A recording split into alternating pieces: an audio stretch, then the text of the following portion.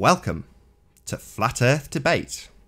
I'm your host, Nathan Oakley, and if you are new to this channel, or you have not done so already, be sure to subscribe and hit the bell notification icon to keep up to date with the Flat Earth Debate.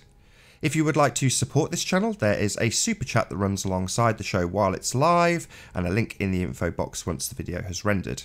If you would like to join the discussion, simply mute the page you are currently watching, then click the link in the info box to join and express your views on the shape of the Earth. There are a couple of rules in the Hangout. Number one, please don't swear. If you do, you'll be ejected. And if you are, please don't try to rejoin the stream using sock accounts. You'll be warmly welcome back on the next stream. Please also share the show, as sharing the show obviously increases the live audience, but this in turn increases the chances of a more diverse panel. So please share the show. And one last time, if you are new to the channel or you have not done so already, be sure to subscribe and hit the bell notification icon to keep up to date with the Flat Earth Debate. Now we do have Sleeping Warrior with us. How are you doing, Sleeping Warrior? Good to have you. Good morning. Good morning. I is good. How are we? Very well, very well. Good to have you here. So there's a couple of things you want to address in regards to GeoStreamer and Gem Panda and their allegations, accusations and debunkings. So before you do though, I'll tip my hat to GeoStreamer and to the Rumpus, as they both put a lot of work in. So kudos to you two. But yeah, off you go. Okay. Start with the most interesting one for me personally. Jeremy has done this series that is basically revolved around his assertions that I am so-called lying. Jeremy doesn't understand the difference between a lie, a mistake, and simply, like, not even a mistake, simply just doing what it says on your model. Now, for a lie to be satisfied, there must be two elements. There must be the element of deceit, which is trying to influence people knowing that something is wrong, and then that it has to actually be incorrect. Now, he's made this big deal about me for the last week, like 3 weeks, 4 weeks, and I've ignored it pretty much because the first one was quite funny, but then I've not even watched the other ones because Jeremy doesn't understand what actually is a lie. A lie brings with it the intention to deceive. The observer height was put in from the model that your guys tell us is the shape of the Earth that we live on. So when I put in at 34 or 35 feet, that wasn't a guess. It was just the value that was on Google Earth. Now, whether or not I must have thought it was wrong at the time is irrelevant. And even if I did think it was wrong, for the benefit of the tape, if this was an interview, of course, I didn't. I did question it, but I have no experience at working at elevation or height. It's not something that I do, so it's not something I can consider myself to be skilled in. So I just put in the value that it says, which, after all, is your model. But in any event, even if I did question it, and let's just say I thought it was 40 feet or something, 50 or 100 feet or 200 feet, would I go against what it says on your model if I thought it was wrong? Would I heck? Why would I even consider the possibility that something would be different? I wouldn't. I wouldn't put it in if it was if I felt that it was different, because it is your model. And if I said that it was 50 and it was only 35, just because I thought it, that isn't grounds to put in a different value just to satisfy anybody that might think that I was in some way dishonest. We're testing the model that we're told we live on. The elevation height is 35. That's what it says. Now, basically, the minute the assertion came out that there was this variation of 30 meters, that's 100 feet. That would be relevant, and it would really screw the maths if it was as we were told. So I said to Ranty, let's go back and check it. Now, we went back, we measured it, we came home, and all throughout it, we were in discussions with Nath about the trig, about what the maths was, and basically, it's right. The 35 feet value is correct. It's accurate. I stand by it, and I reassert my position, because fundamentally, it's not that far out. It's a couple of feet. That's accurate for me. for the purposes of this, and given that they need something like 2 miles worth of elevation, it makes no odds. But with regards to the assertion that I was in some way lying for simply using the value stated on your own model, there is no intention to deceive anybody there because it is your model. That removes the dishonesty bit, but he's pushed it and pushed it and pushed it. And it's got to the point now where I'm not even interested. But when somebody suggested that the variation was 30 meters variable, that really did like whet my taste buds, because it would mess everything up. So all we did was went back to see whether or not 35 feet as per Google Earth was, as a matter of fact, accurate. And when it turned out that it was, I was ready for making a really nice disclosure video proving to the world that I hadn't lied or deceived anybody or anything of that kilter. Yeah, I'll step in there. So it's me that's talked you out of it, and I'm not afraid to admit it, and I'll give my reasons why. So in essence, this is an argument that is not your argument. You're not testing whether or not Google Earth has accurate elevations when compared to a tape measure run down the side. Now, it's all well and good that you've gone and measured it, and it's all well and good that it does match and Google is suitable for this purpose. In other words, we can use the measurements given on Google Earth. What actually happened once this was sort of done, once they'd got back and I had to think about it, I thought, why would you want to release this information to anybody? None of your position has changed. So it was more that when the conclusion was drawn, which was that nothing has to be altered. There's no disclaimers needing to be made. There's no retractions needing to be made. There's no alterations having to be done. We don't have to redo any of the QED videos. We don't have to do anything. Literally nothing has changed. So at that point you think, well, what is actually the benefit of releasing this information so that it can be scrutinised when it's not part of our argument? It's part of their argument. So from this point on, I'm going to say, well, I've seen it satisfied and to my satisfaction, and I'm going to put my reputation on the line and say, that's what it is. That's perfectly acceptable to use. And if someone comes along and says that you're lying about it, first I'll jump down their throat, but I'll insist that they prove that assertion, because the main reason for going up there is a concern reason more than anything else, which is to say that were it to be out by 30 metres, yeah, some, not all, some of the mathematics done when showing people that there are things that are hidden behind Earth curve could need to have been addressed if you were at 130 feet on that lower observation point. And if you're 100 feet out, 30 metres is what Google quotes, then yeah, there's a good chance that we might be wrong about some of the mathematics we did prior to now. Now, I say some, maybe some, it might not be any, because I seem to remember giving accounts for people who were saying you're over 100 feet, and us having to do the maths on that anyway, so at some stage we would have done those maths anyway. But in reality, every single figure that's been plugged in regards to the observation points has been correct. And every time somebody's challenged you on it, you've said the same thing. I've got a couple of observation points. What Google says is the absolute maximum I can ever be at for this observation is 52 feet. And the observation, I think, really early on that you actually put a figure to on your first video was 34 feet. So in actuality, you've only ever really claimed one actual measurement. And they're all based on exactly the same thing, which is the thing we're testing. You're testing, I'm testing, everyone in Flat Earth is testing, which is the globe. Now, as I understand it, the globe is represented best on Google Earth. Now, if you want to say it's the WS 1984, then you're going to have me pointing out that that's based on an azimuthal equidistant projection at its core. So to use that is a farce. Therefore, we're going to use Google and the values it states. They're not wildly inaccurate, that's been checked. They are good enough to use for these purposes. The other reason I don't want to do it is because if we suddenly have a measure being run down the target point, then I'm going to insist in debate that somebody does exactly the same thing on the Isle of Man for any of the observations, which is preposterous. Nobody's going to do it. It's never ever going to be done. If they can't do it with Ordnance Survey and a decent copy of that on the target, then they're never going to run a tape measure down it. It's ridiculous. So it becomes moot. The only purpose that releasing this information and showing how you've done the measurement would do is open it up to scrutiny in terms of how well you can measure a hill, and that's not what you're testing. So I've suggested, it's obviously entirely up to Anthony and Ranty what they do with their footage, but I've said sodom. If they want to prove you wrong, let them go out and start debunking whether or not Google's altitudes are correct. Let them do it. So in other words, if you want to claim from this point on that Anthony's lying about his height, you better have a damn good video proving that, because it's simply not the case, and I'm just not going to hear it anymore. It's just, It's slightly upsetting when you hear people like Gem Panda or see comments from people like Gem Panda saying, "Oh, right, you're doubling down on your lies now."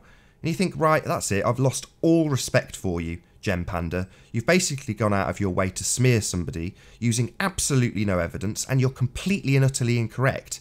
There's nothing wrong with what Anthony has done, even if it was wildly inaccurate, which it is not. So to claim that he's lying, to claim that he's fudging his altitudes is just complete nonsense, and anybody who asserts it from this point on is a total and utter disingenuous liar, and you'll have me pointing that out.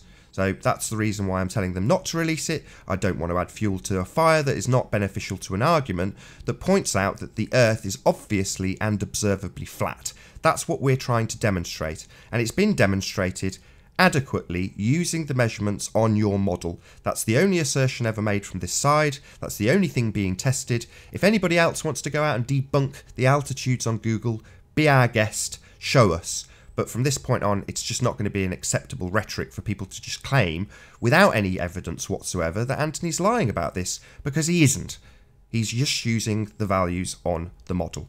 And ultimately speaking, having tested it, having verified it, having made absolutely certain that it's not wildly inaccurate, we can come to the exact same conclusion that we've come to all along, which is that we are seeing things at vast distances that we shouldn't see, should be obscured by Earth curve and are not, are now deemed holographic representations of things that are not there on the heliocentric or sphere models. So you guys have got to do a lot better in terms of debunking the actual presentation that proves the Earth is obviously and observably flat, rather than talking continually about some complete nonsense which is totally farcical, totally incorrect, and from this point on will be labelled as lies and deceit should it come up again. So there's my piece over. Nate, just share my screen a sec. This whole observer height issue came from this still in the picture. And I remember Jeremy mentioning at the time, he took issue with the words, according to Google Earth, it's around 35 feet tall. Now, I put that in there because that was just showing people where the citation came from. But Jeremy interpreted this to mean that Anthony obviously thought that it was higher because that's why he's distanced himself from it. So that, in Jeremy's mind, that was what Jeremy thought was equivalent to the dishonesty, because that's what he thinks I was doing, distancing myself. And in actual fact, all I'm actually doing is showing that the value given on Google Earth is 35 feet tall. Now, that is what you are expected to do. As a flat earther, you are expected to show your location, which I have, and show what the height is, which I have. And I furthered it by showing it on Google at some point in the video, and I actually put the letters under it saying the height according to Google was whatever it was. I'm just going to try and quickly get through it now to find it. But the point is, Jeremy took issue with the way that this was presented. Now, at the end of the day, there you go, fact 2, at a height of around 34 feet. Now, depending on the exact pixel that you put your hand on, one it'll say 34, the other one will say 35. But it's not, it really is beyond any doubt when you look at this element here and you can see where the picture was taken from. You can see that whatever the height is on Google is what I've used. That instantly negates the argument of being a liar because it's citing your model. Now, I let it go for ages because Jem can be a bit of an idiot, but he carried on and carried on and carried on and carried on. And what he's trying to essentially do is discredit me at all costs. And that's the only thing that you can do because there is a whole heap load of curvature missing. So when I went back, got the measurement, and then spoke to Nathan about it, and we discussed it, initially, I wasn't in agreement with Nathan for not releasing it. I wanted to release it because I wanted to show that Jeremy was wrong. And then Nathan reminded me that it's a distraction. They're simply trying to dispute you and discredit you. So if you conform to the distraction, you take everybody's eyes away from the pot of gold. And he's right. This is not my argument. This is their argument. So I'm going to reiterate Nathan's words. If you're going to assert that I am lying in any way with regards to the observer height, do it with evidence. Go back there, use your fuel, your time, your efforts, your messing up or whatever, and go and do the observation. Come back with the evidence to prove that in some way I lied. Now that requires proving the element of deceit. But let's just say that the deceit was there. Let's say that I did have the intention to deceive. you've got to show that it is something other than 35 feet. And it has to be significant because you've essentially, you need to be at like 4,000 feet to see Ireland. So arguing over tit for tat here is really irrelevant.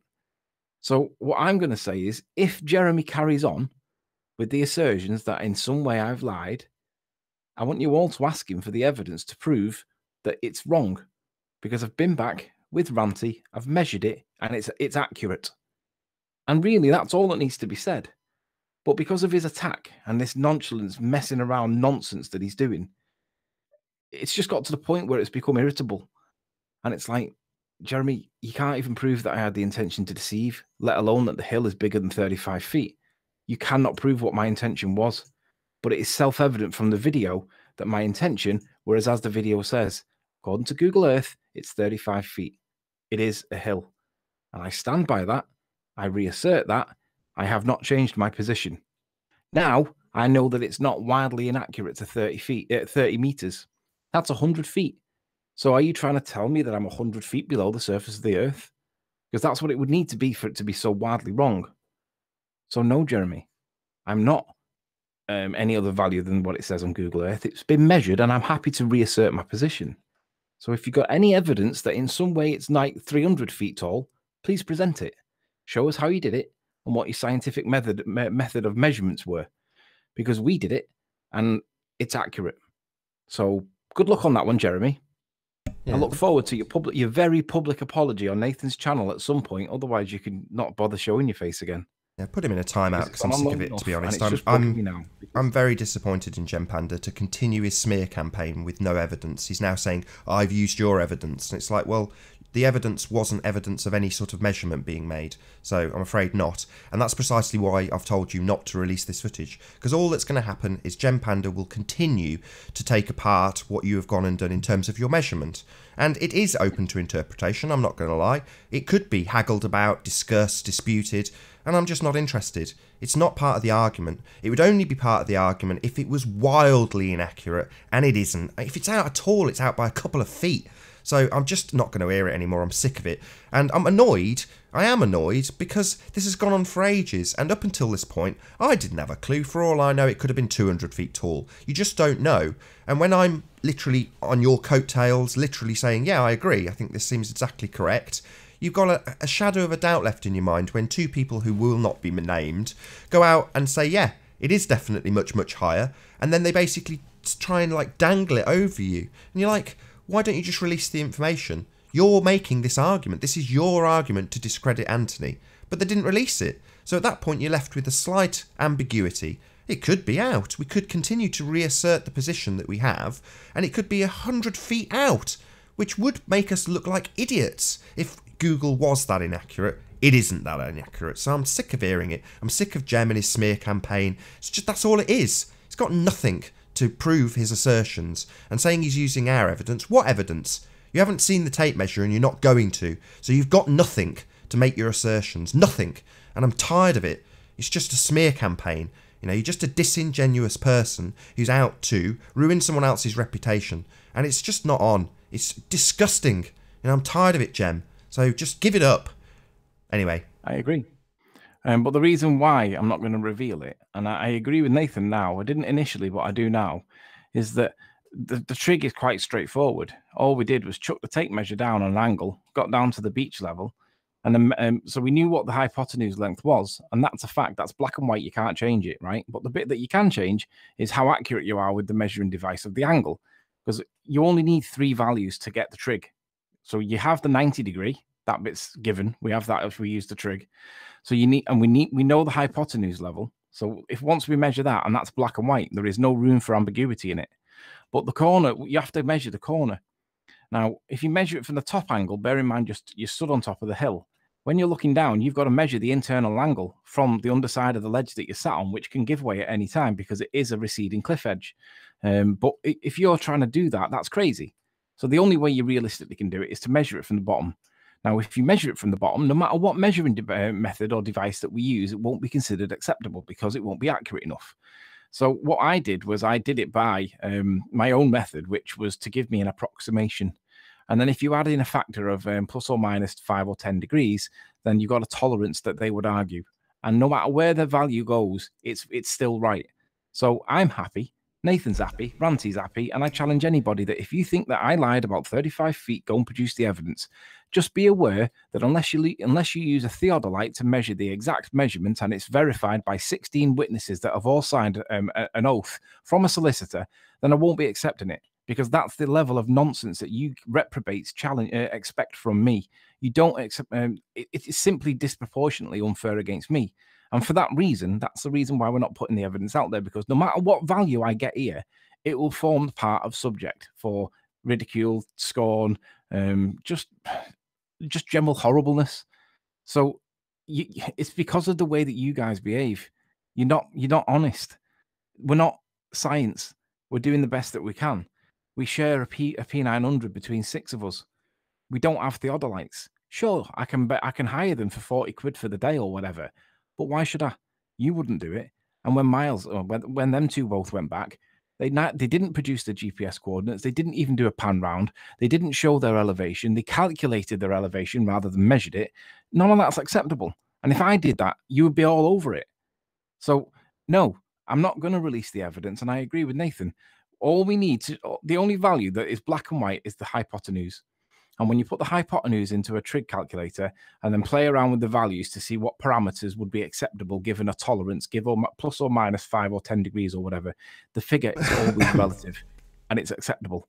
I support it. Nathan agrees and supports it. Ranty agrees and supports it. If anybody else out there thinks that I lied, go and get the measurement yourself. Let's put it this way, without giving any details away, I gave you a 66-foot tape measure. I think it was 66 feet. And what you're demonstrating now, I think this is the 34 feet point, which is the one that came under all the scrutiny. That measurement was easily measurable on a 66-foot tape measure. So the hypotenuse is considerably under 66 feet. I'm not going to tell you the measurement. I'm not even going to dignify it. But the point is that measure was easily capable of measuring the hypotenuse, meaning that without any doubt whatsoever, he is so far under 100 feet, to be ridiculous to assert that it is anything like 100 feet or anything like 30 meters out. It isn't. Nowhere near out. You know, just ridiculous assertions made by arseholes. And I'm just tired of it. People in the comments going, oh, right, well, if you're not going to release... No, this isn't our argument. If you want to prove that Google has put the wrong elevations in, go in and do it yourself. Get your own tape measure. Get your own theodolite. You go and prove it. And I'll just dismiss it. Because I don't care if people want to argue about whether or not Google's incorrect in terms of their elevation height. Anthony's maintained the same position the entire time. He's testing that model. And that's all that matters here. That's all that's relevant. It would only be relevant if it was wildly inaccurate. And it isn't. If it's out by anything, it's a couple of feet at the most. So that's pretty much it. Oh, is that my tape measure? Tape measure. 20. Is it 20 meters? 20 meters, 66 feet. 66 and feet. That is sufficient to measure the hypotenuse of the cliff. So there you go. The problem, because if you do the maths on that in any way, the trig, go with the highest value that it could possibly be, that still brings it down to like the value that I cited in the video. Yeah. Anyway, that's enough of that. Right. Right. So that's that numpty sorted. Right. Rumpus. Right. Have you looked at Rumpus's video last night with Gio? I didn't, but I caught little snippets while you and I were on the phone, so we were watching a little bit of it together, you, me, and Chris Monk, maybe 5 minutes. So I've got a little bit of a gist of some of the things that Rumpus said. I don't know. Do you want to do the hammer blow first, or do you want to demonstrate it and then explain it? Because it's already been said to him by me.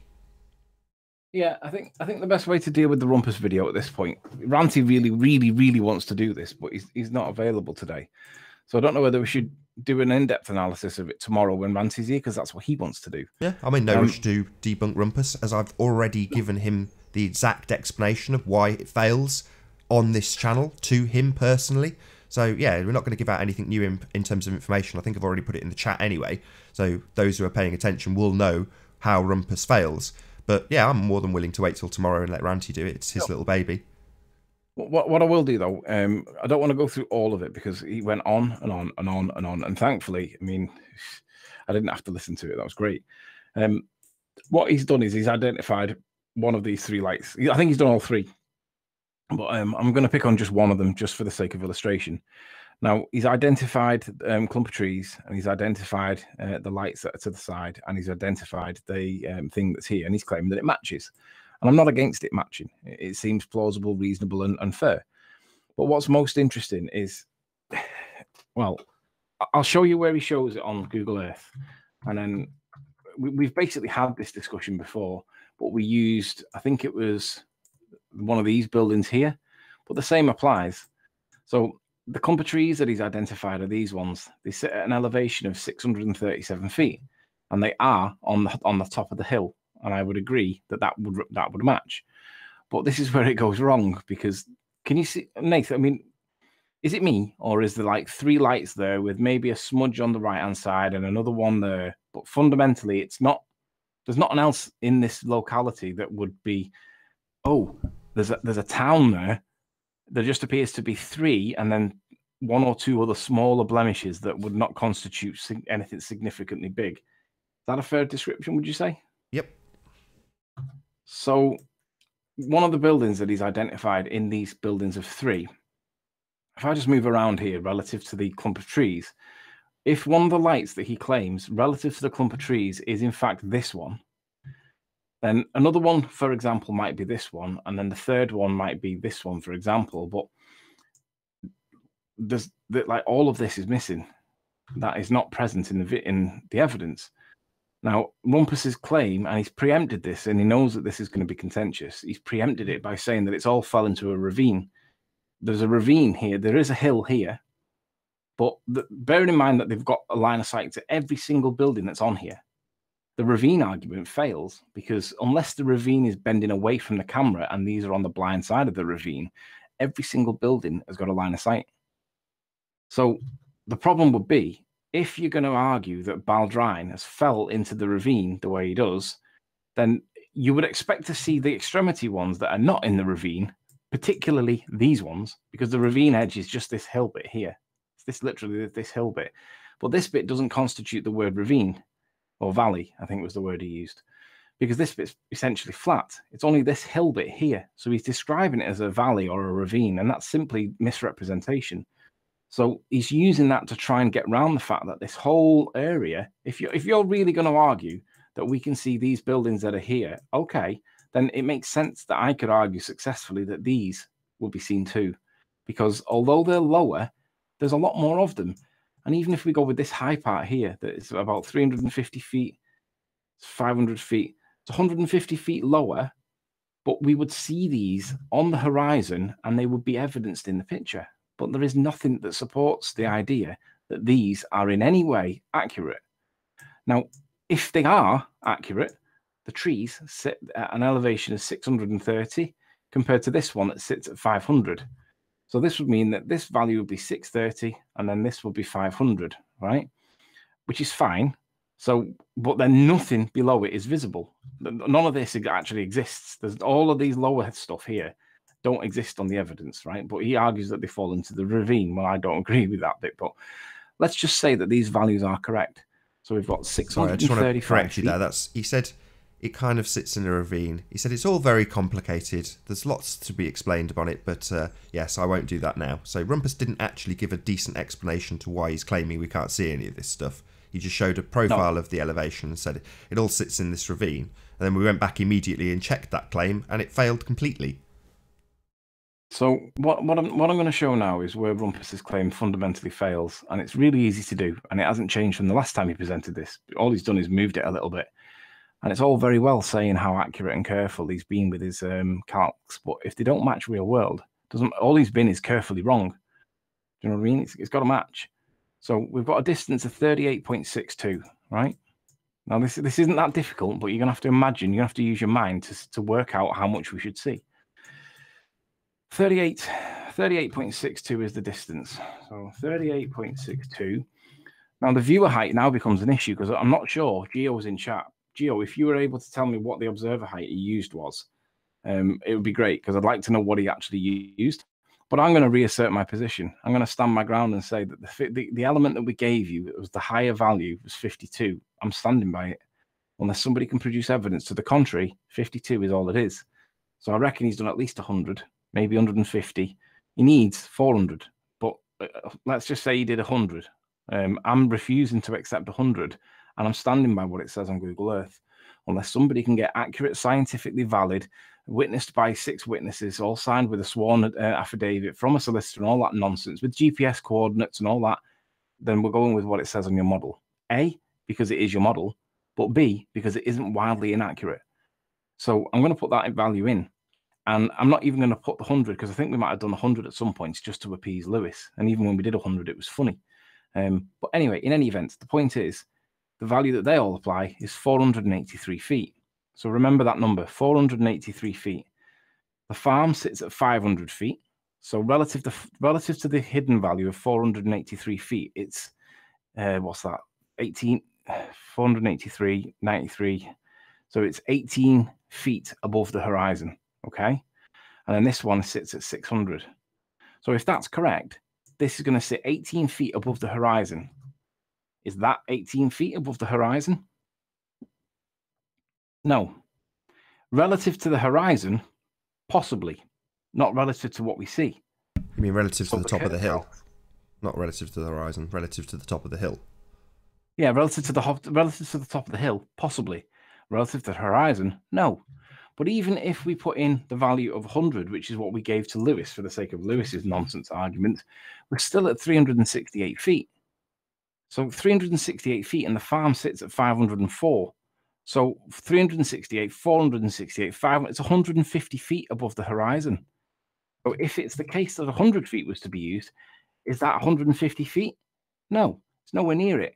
It's 150 feet would literally bring it to, say, let me just get one of these links. 150 feet is going to be about there. So it's still out. So even if you use the higher value of 100, you can have to stop doing this. I'm sorry. Why are you using the higher value? Who cares what they've said in terms of the value? It's wrong. No one's going to go and get an actual measurement, so they're just asserting this nonsense without any proof, without any evidence. It's not what Google give. So why use it? So Gio's put in chat that it was 115, right? So I'm going to do 2 things now with the 115. Nah, why? It's not 115. Who cares what Gio Strieber says? Go out and get a tape measure, Gio. Show us that it's 115, otherwise I couldn't care less. I'm not interested in doing this, Anthony. Not anymore. Okay. Couldn't care less what he thinks it is, or what it would work out to if it was 100. I can see... I don't really agree with your viewpoint. I'd like to show it at 115, but I can see why you say it, and I'll support it, because you are right. There's no reason, there's no science or evidence reason to go with 115 unless you've got evidence to prove that it's correct. Now, I've been back and I've measured it, and the 35 feet at the lower elevation stands. So if we're going to apply, and I am applying 35 feet at the lower elevation... I just want to address this, because to be fair to Gio, although he's, for some reason, the link isn't actually working, so he can't actually join. I will stick it in once you've done this. My apologies if you've been trying to join. The link's dead. So anyway... No, he won't be joining. He's on that protest. He won't be joining. No need to apologise. In either event, I was just going to say that he has said, Nathan Oakley, Miles was there and measured it. Okay, well, if that's your assertion that we need to ignore the value given on Google Earth, let's see it. That's your claim. Right. So let's see you provide your evidence for that claim. Not Miles asserted it. I don't care what Miles has asserted. I agree with you. Nathan Oakley, the OS map shows it to be about 115 feet. This value was measured by professional surveyors. Are you claiming they're bad at their job or lying? No, what we're claiming is that I've measured the height of the 35 feet cliff face at the lower elevation, and it's accurate. Is there any reason for why I should reject the other measurement at the higher element unless you can produce evidence to the contrary? And the answer is no. So without evidence to the contrary of actual measurements, all you've got is an Ordnance Survey map with a different value on it to what Google Earth is. And I'm not arguing against Ordnance Survey. I'm arguing against Google Earth. But if you are going to use Ordnance Survey at 115 feet, then we should be using the Ordnance Survey for the elevations down this neck of the woods as well. We're not checking Ordnance Survey. I'm not interested in what they say. I'm interested in, does your model do what your model says it does? And the answer is, of course, no. But even if he's used 115 feet, I was quite happy to show what that 115 feet does, because it doesn't bring these things high enough off the horizon to justify it being 115. He needs at least 250. Well, 235. Just one other point. I said this earlier. The WS 1984 has an azimuthal equidistant projection at its core. So if you're going to cite things that have used the geodetic datum, i.e. the Ordnance Survey maps, you must accept that that is based on an azimuthal equidistant projection. Now, I don't accept that as a flat Earth model, but it's a point that a lot of other flat earthers would jump all over. So I'm going to say it again. The WS 1984, the datum that is used to produce the Ordnance Survey maps in most instances, is based on an azimuthal equidistant projection, not a globe. Now, Paul, tell us how you measured to mean sea level. Well, given that the Metabunk calculator is based not on mean sea level, it's based on the actual sea level, whatever the actual height of the water is.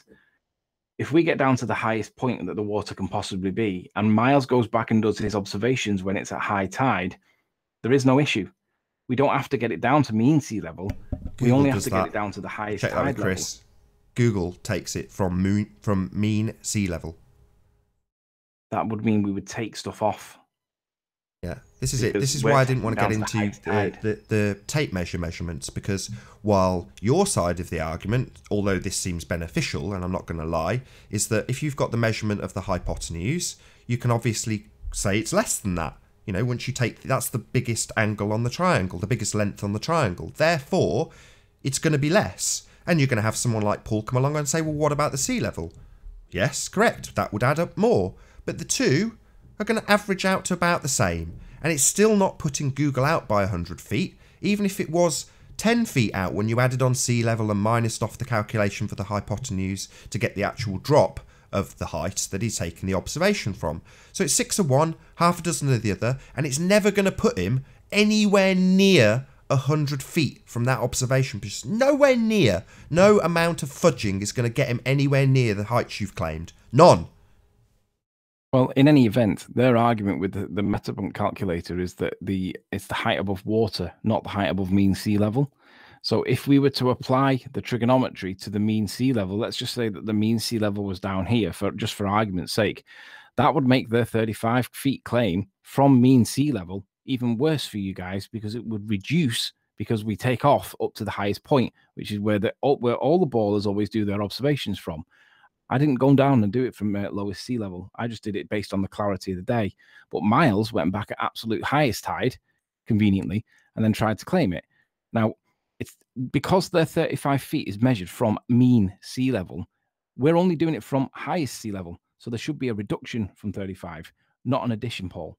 So it isn't correct to say that I've measured it wrong. It's correct to say that we need to make an adjustment because we don't use mean sea level when we're using Metabunk. We only use the actual height of the sea. That's the problem that you guys have got. And for that reason, there are no concessions. So when it comes to these dots here, and we come to Rumpus's maths, he's used 115. Well, there is no scientific or evidential reason to apply anything more than what it says on Google Earth. So unless you guys want to go back and measure it somehow, send Miles back, and then he'll measure it and then not come back with the information for weeks, if at all. But there is no reason in evidence to use any value other than what it says on Google Earth, because that is what we're testing and it is accurate for this purpose. And I stand by it. I couldn't say that before because it was a fair critique, but I'm not saying it anymore. I'm now saying that we're going to use the 52 feet cited on there, and then you can have a variation for the tide, and we'll put it up to 60. That's it. You're not having any more. I don't see why you want to use a variation for the tide when Google has it pegged at mean sea level. That's where they're saying they've got their measurements from. That's what Chris said. That's why he used whatever it was, 50, 55 or whatever he put into the QED demonstration. I think it might have been 52. But again, why give them anything at all? We're using their model. That's what their model states. That's what the figure will be. So we'll put it back down to the 52 that their model Just don't see why you should concede anything. If someone comes along with evidence and digs a trench from the sea all the way back to that cliff and then runs a tape measure down that bit, or as you put it, go out with a theodolite and a surveyor and get it absolutely to the inch, then, you know, other than that, it's just total nonsense. It's just an assertion that people want to make. They just want to make their maths easier with no evidence, none. And there's no justifiable reason whatsoever to change these numbers. You know, when it was Ordnance Survey, I was like, let's insist on getting it into those rings and finding out what the value is, and then doing the same on the target height. And that's the number you use. You know, if it says 40 on an Ordnance Survey map, you use 40. That's it. End of story. That's the number. That's the reference. That's the way that people, when they see it demonstrated, can go back, have a little look, and see where the figure was referenced from. Not where the figure was referenced from plus some ad hoc adding and subtracting. It's just nonsense. You know, it's simple. We're testing your model. Those are the model values. If the model's wrong and they're giving incorrect values, you go out and you prove that. Because I'm not interested at all. And the other thing is, Gio just says in the chat now, he says, oh, where's my chat window gone? He's just said, there it is. We don't use Google Earth for height measurements because we have more precise tools. Well, I don't care what precise tools you've got. You haven't got any evidence. I do. I'm interested in that. If you want to go and measure the cliff at St. Bees with your really precise tools, and you want to go and measure the Morgord Lighthouse with your really precise tools, we've got a fair playing field on both sides. However, if you want to go to the nth degree, dicing up the observation position with a tape measure and with theodolites and all sorts of other lasers or whatever you use, and then you just want to go to the Ordnance Survey leisure map when you're looking at the target, I'm going to laugh at you. So in other words, be prepared to get measurements for both target and observation position if you're going to use this method. Other than that, I'm more than happy to use Ordnance Survey and point out to you that it's based on an AE projection, or we'll use Google Earth. That's it. Those are your reference points. Those are your figures. I don't care what people want to add or subtract anymore. We've gone beyond that. This is nonsense now. It's just people who want to smear you. That's the only real purpose here. It doesn't add anything or subtract anything from your argument unless Google's wildly inaccurate, and it isn't. So I'm going to stop ranting and actually sort out this link. It's been broken for the entire show, so give me 2 secs. It's okay. But my point was that even if you have got measuring devices that are more accurate than Google, you haven't got any evidence based on them accurate tools, have you? And that's fundamentally the point. So I don't really care whether you have got more accurate or not. What matters is, have you got any evidence? And you haven't. And Paul, but you measured to verify Google, didn't you? Well, we measured to see how accurate or inaccurate the claim of the 30-meter variation on the elevation was. Because you guys apply 30 meters as the absolute maximum, and I find that simply preposterous. So you must have measured to mean sea level, yeah? Otherwise, you didn't verify Google Earth, and your assertions are baseless. No, that's correct. We didn't measure it down to the mean sea level because the sea was halfway in, and I didn't have a long enough tape measure to do that. So I only measured it down to the beach. Now, the problem with that is, yes, Google did measure the 35 feet down to the mean sea level. Now, I only did it down to the beach, which is higher, but I still got a value that was consistent with what their value would be, whether you're putting the math or not.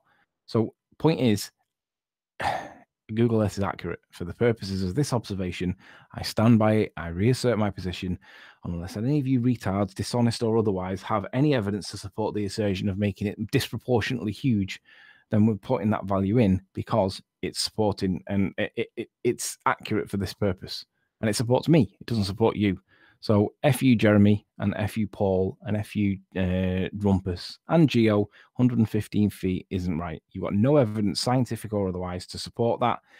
You need measurements. You need proof. And then we'll scrutinize how you measured it and whether you got GPS coordinates and signed affidavits from a solicitor and all that nonsense. And that's the reason why I'm not releasing it, because all you would do is attack that as a means of distraction. So we're putting back in the values that it says.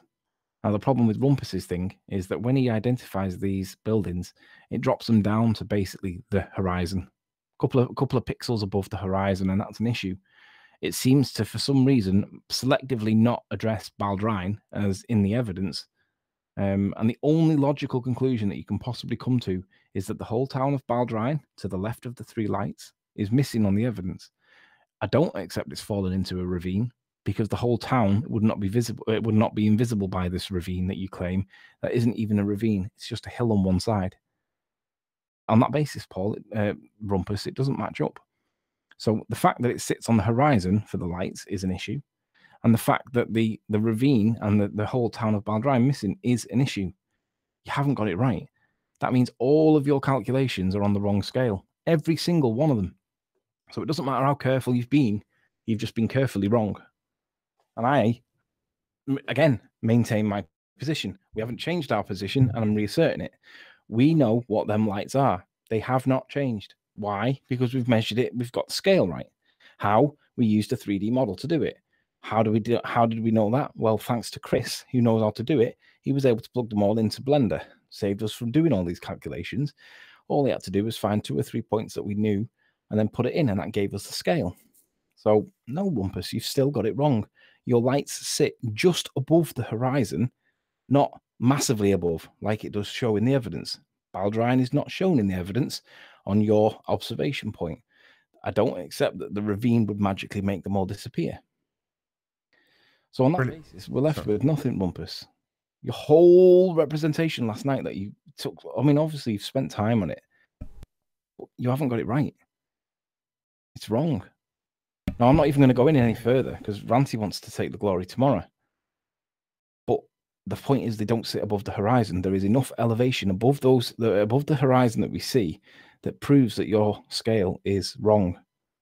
And even if you were right, just represent my screen, Nath, if you would. Because this is the crescendo of my point, and then we can sit back and relax for a minute. Even if it was the case that you had the correct idea, oops, get rid of that. Gone all quiet. Pardon? Gone all quiet.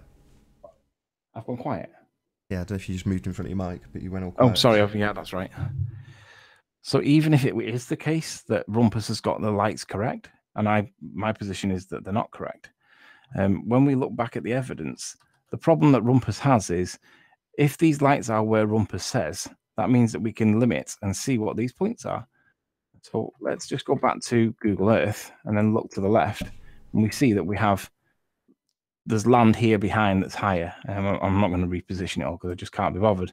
But the point is, this land here would mean that would be this. So if you're going to go with this as your point, great. But where's the rest of the land? Because there is no more land.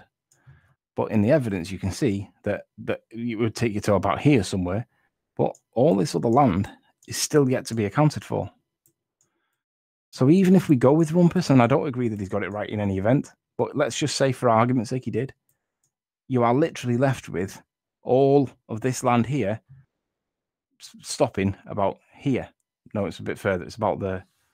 So what about all the rest of the land, Rumpus? You didn't address any of that in the thing.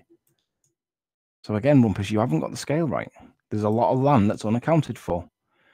So I guess that's the end of the rant for today.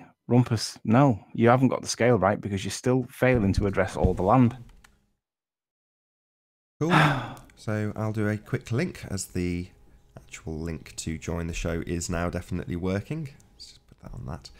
So hopefully you've enjoyed the presentation as opposed to debate. Hopefully we will get some debate in this show. As I say, the link is now working. If you're new to the channel or you've not done so already, be sure to subscribe and hit the bell notification icon to keep up to date with the Flat Earth debate. If you would like to support this channel, there is a super chat that runs alongside the show while it's live and a link in the info box once the show has rendered. If you would like to join the show, simply mute the page you are currently watching, then click the link in the info box, which is now there, to join the show and express your views on the shape of the Earth. There are a couple of rules. Please don't swear. If you do, you'll be ejected. And if you are, please don't try to rejoin the show using sock accounts. You'll be warmly welcome back on the next stream. If you haven't done so already, please share the show, as sharing increases the live audience, of course, but this in turn increases the chances of a more diverse panel. So please share the show.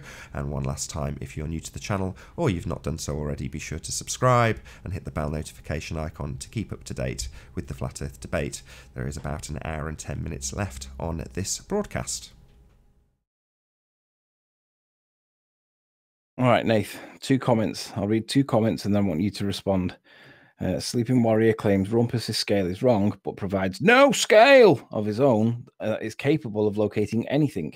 Show us how the bearings compare with the non-existent scale that you're using. Nath, do you want to address that? Well, there's a couple of things that we pointed out to the Rumpus, which is that as he's looking at his scale and as he's picking out these items, he is not accounting for parallax. And as he's self-confessed, you know, there's no zoom function on Google. Now, the extent that Chris has gone to is to program in the exact camera and its focal length and its zoom at the time that the image was taken in order to get the correct parallax.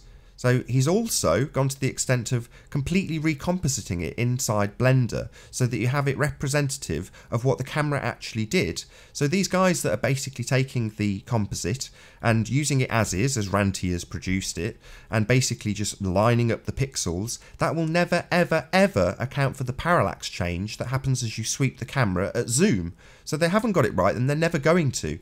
The effort that Chris went to was literally to unstitch, pull apart every single frame and match it on the arc that the camera sweeps through, and then program in the exact camera that was used and the focal length and distance at zoom so that he could correctly match up all the parallax and get it all to work and look correct as you sweep through the image.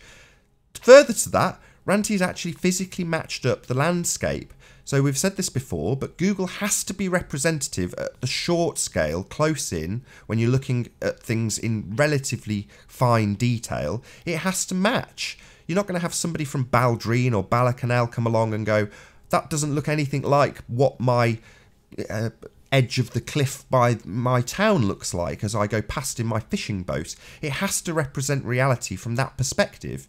So from that point of view, when Ranty's matching up close scale with what we actually see in the image, and it's identical, it's very tough to argue with that. So for the guys, I keep seeing these in the comments, the people that go to Peak Finder, this is something else Chris can do. You might remember the name of the type of presentation he did, but he did this for us literally yesterday.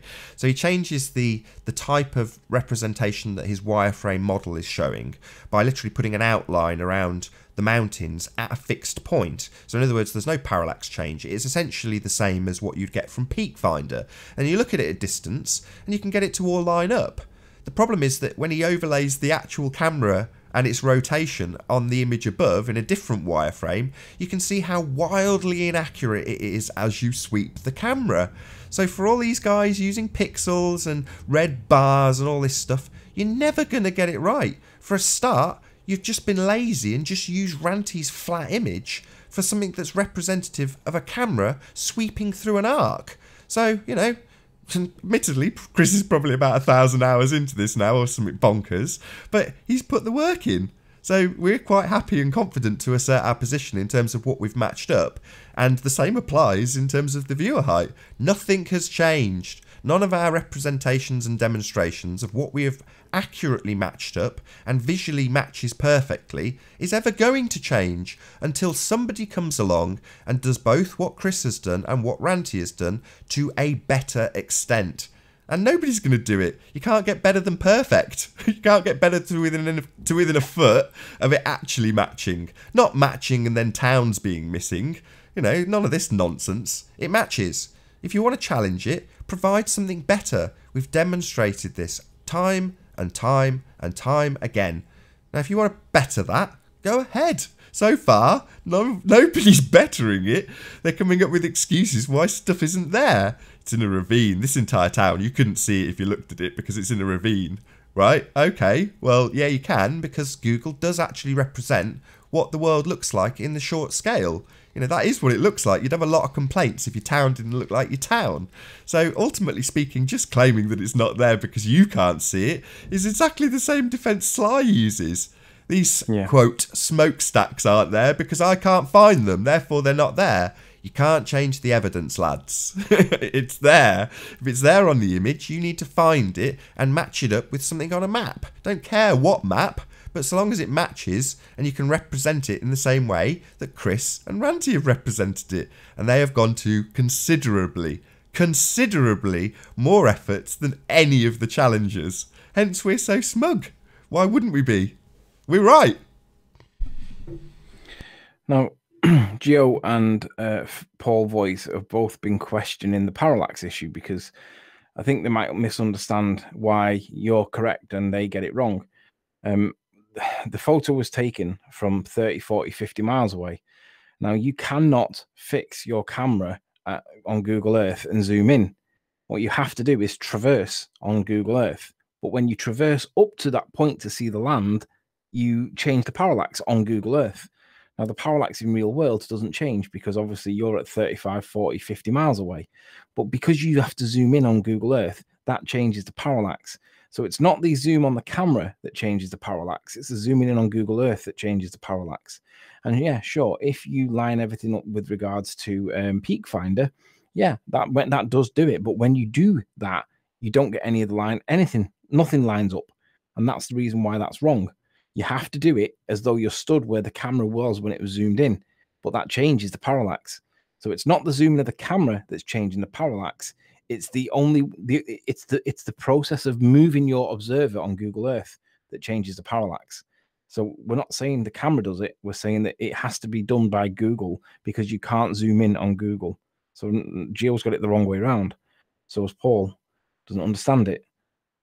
That's the reason why they can't identify any of these buildings and show them as consistent with the evidence, because they're getting it wrong. They've got the scale wrong. They've always had the scale wrong. And Rene has the scale wrong because he tried to. Oh, and there was one other guy, the liar, the key liar, the one that publicly tried calling and making a big deal over Ranty. He does the same thing. He doesn't even identify the buildings to allow us to test his scale. He does all the calculations and all the pixels and all this nonsense. And when I asked him to produce evidence to prove what the buildings would be, he's ignored it. So I've removed my comments from his video. I won't be even mentioning his name. He isn't worth it. And I don't want anybody to go and look at his video because he isn't worth the exposure. Sleeping Warrior, I didn't use Google Earth to calculate my bearings, so you barked up wrong. So you're barking up the wrong tree. I'm not saying that you did use Google Earth, but you have to use Google Earth to match the evidence. Because if you don't use Google Earth and you're expecting us to just accept what you're telling us to be true, no, Paul. We've matched it up with the Google Earth. We've done it relative to the observer, which does change the parallax, which is why we didn't use the peaks. And when we matched it on Google Earth, we then compared and contrasted it to the evidence. And hey, guess what? It matches. All parts of it match. And the only time it doesn't match is when you start getting right the way down the far end of the island where you've got to put your camera in a different position because of the parallax point. But in any event, you guys can't match up anything because you can't identify the three lights and you can't get them high enough off the horizon to match. Yeah, you might get three lights that seem to line up, but the right sat on the horizon when you apply the curve calcs. That is a problem. There is a lot of elevation missing and that curve is not there. So what you're arguing for is you're misidentifying the lights, claiming that you've identified them that don't match the evidence because there is no curve. You can't get lights that match the evidence because it proves that the Earth is flat. That's why you're all making this big presentation about how wonderful it looks. And let's be honest, Rumpus probably spent the whole presentation criticizing me, saying, oh, I don't understand this and I don't understand that, failing to acknowledge or realize that what he's claiming, he's identifying, is wrong. It does not match. You can't have a whole town swallowed up by a ravine that isn't even a ravine. It's simply a hill on one side only. So that's basically Jeremy, and that's basically Rumpus dealt with. I don't know what else we need to talk about now because there's nothing else worth mentioning in terms of the that contentious point. But just in case anybody's unsure, I stand by the 35 feet. It's not wildly inaccurate. It's not 35 meters worth of inaccurate or 30 meters of inaccurate. It's 1 or 2 feet at the most. On a different note, so just so people in the chat are aware, I've got no issue with anybody saying whatever they like. The chat is a free-for-all. You can literally say anything. If you want to badmouth me and say disgusting things about me, you're welcome to. I don't care. All I'm asking is that you don't fill it up with smileys, because it just means that no one can see anything, because it's all smileys. So that's all I'm asking. I will stop timing you out regardless of what you say if you just stop spamming smileys. That's all I'm asking. I understand if you want to get it out of your system and do 1 million of them now, I'll let you. But please, please stop spamming smileys. I beg of you. Sleeping Warrior is being dishonest, right? So using that word, Paul, you've got to prove that I've got some element to deceive, okay? So let's see the element of deceit that you claim that I'm producing. He's diverting with a non-existent parallax issue. No, it's prevalent, Paul, because if you don't do the parallax issue, you line it up with the peaks from 30 miles away, but you can't see anything because you can't zoom in on Google Earth. You can't identify anything because Google Earth doesn't have a P900 zoom, does not allow you to do it. So you have to address parallax. It isn't a non-existent parallax issue. It's a prevalent parallax issue. And it's the reason why you guys can't get the right scale. It's a problem of its own creation that does not in reality exist. Straw man. All right, Nath, do you want to explain why it's not a straw man? Maybe I've not understood. Maybe I didn't do it in a way that Paul understood. Perhaps I was not very eloquent. Yeah, give up on him. I'd Okay. rather sit in silence. Paul. If you don't get it, wants Paul, to join and honest. present That's his point in a more coherent way than in amongst the smileys, spammers, and keyboard warriors, then, you know, fine. But I don't know. I'm rapidly losing interest with these people who claim to be boycotting. Oh.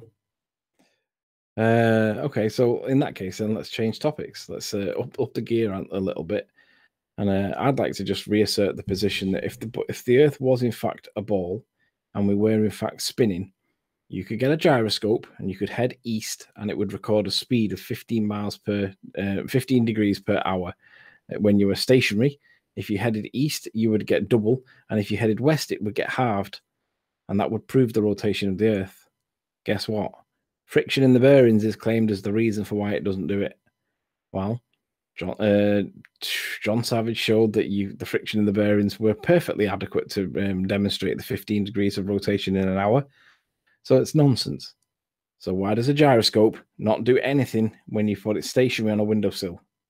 If you drive east, it doesn't change. If you drive west, it doesn't change. Planes all over the world would have no purpose for a gyroscope if they were flying around a ball. Fundamentally and principally, it fails to do the thing that it would be expected to do if we lived on a spherical ball. We don't live on a spherical ball because gyroscopes would show it. There is no rotation. There is no curvature. If there was, gyroscopes would be the proof. They don't do it. Gravity. Nobody can isolate gravity as a force or a whatever you want to call it by science, because if they could identify it, they would be able to show it, and they can't, because every time they try showing something gravity-wise, it's density, and they can't prove otherwise.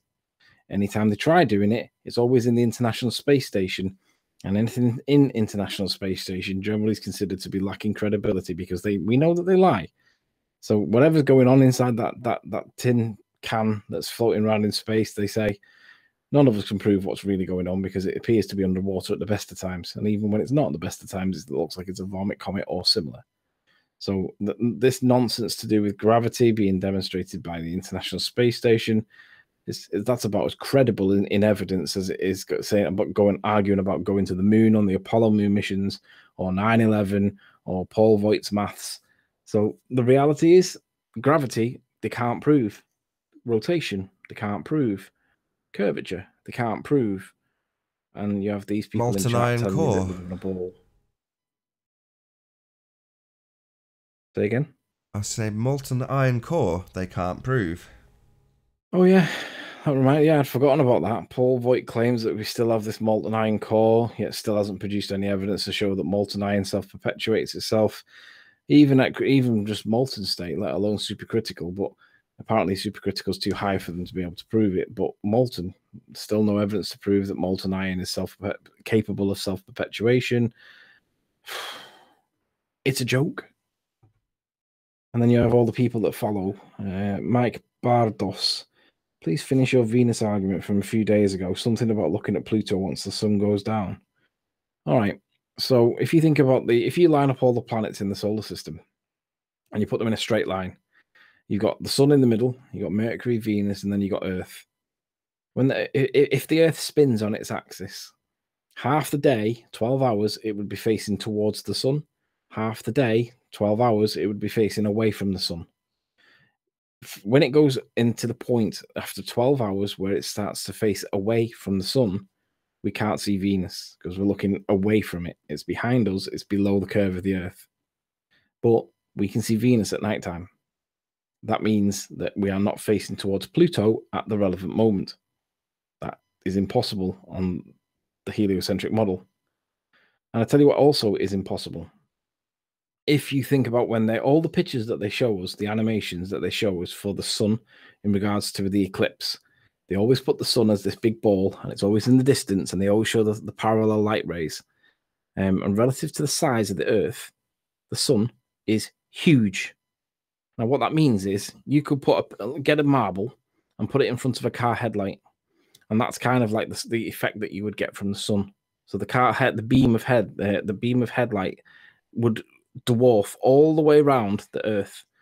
And what that would mean for the observer on the Earth at midnight, you would get around all of your horizon, you would get bleed light from the sun. It would bleed over the horizon, and we would never get total darkness at nighttime because we would get that little bit of redshift that they claim is the reason for the lunar eclipse. That would be passing round, and we would always have a horizon full of sunlight at all times. It would be even at midnight, but you would still see the horizon with light coming from, and on a funny angle, you would see the light passing around you. And you can just put a small marble in front of the headlight, and you'll see the effect. But we don't see that. Why? Because the sun is local to us.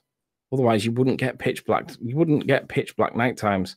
Yes, you would be in the shadow, but the horizon would be carrying light bleed all the way around you, and you would see it. So when that doesn't happen, we get pitch black nights. What else is there, Nath? What other things are there that are just nonsense in the nonsense arguments? Curvature. The easy ones that we can Curvature, prove. generally speaking, is a complete nonsense. What is? Curvature. Yeah, curvature. There is no. I mean, why is it curve? Why did they? Right, this is where I'm going to plug Nick's video from Phuket Word. Perspective is the curvature. One of his more recent videos is named or titled something of that nature. Perspective is curvature. Go and watch that because that makes some incredibly good points. I don't agree with everything he says in the video, but the main points that he makes in that video are absolutely correct. So, Nick from Phuket Word, stop it. Nick from Phuket Word's video on curvature being perspective. Go and have a look at that because that's a really good video for anyone that's curious about what is the explanations of a lot of stuff on a flat plane. Lily lies to cover up his past lies. Well, I'm gonna have to go and let these dogs out. The mithering me. Yeah, no worries. Give me 3 minutes while I go make a brew while I'm here. I'll probably end up getting sniped. Actually, what I'll do, if I go and do this, I'm going to end up getting sniped. I'm going to do some shout outs. I don't care either way, like I say. I'll tell you what I'll do. I'll leave the call and I'll leave the hangout in the background and I'll rejoin it in a sec. No worries. All right, I'll be back shortly. Shout out to Paper Explanator. Good to see you. Jamie O'Keefe. Thanks for being here. Ranty's Cumberbund Chrome domain. He's been timed out for spamming. Presumably the same exact spammer over and over again. PC Police, nice to see you as well. Tony, good to have you here. NASA Says, thanks for being here. Lumberjacks Black. Hello, Renee. Hello. How are you doing? Hello again. Hello. So, who's online? Only you? Just me at the moment. Ah, okay. Listen, have you... Can I share my screen? Push can. Let's just take the whole thing. Tell me when you can see. Yep, we my, see. Yeah, I got a few questions. First of all, these lights you're talking about, 3 lights, have you calculated how far they could be apart if they were on a straight line?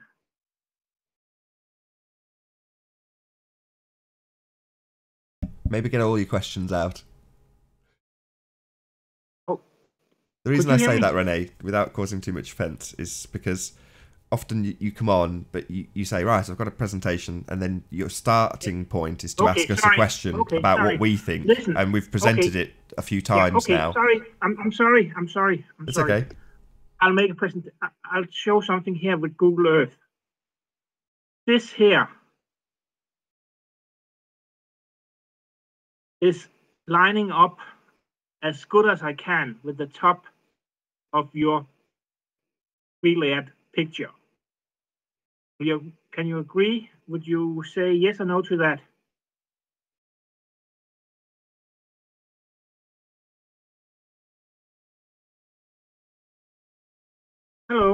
You are presenting, Rene. Okay, thank you. I'm asking you, can you see my Google Earth? Yes, I can see it. You are presenting. Okay. Feel free to Thanks. spout your rhetoric, Yeah. make your presentation, but rhetorical What? questions all the way through is kind of what I'm trying to hope to avoid.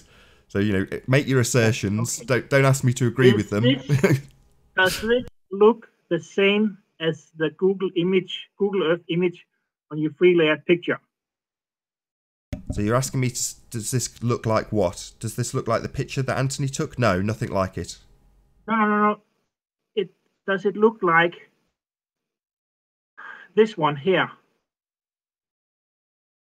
at the top of the building, top of the picture here? This one here.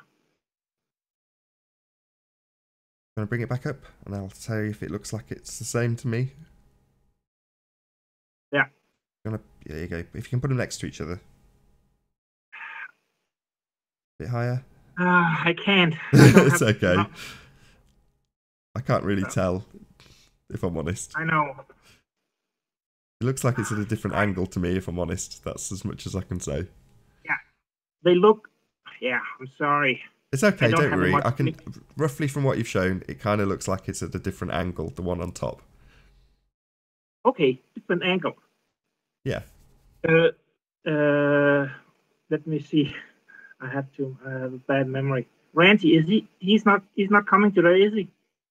No, he's back on tomorrow though. Okay, damn.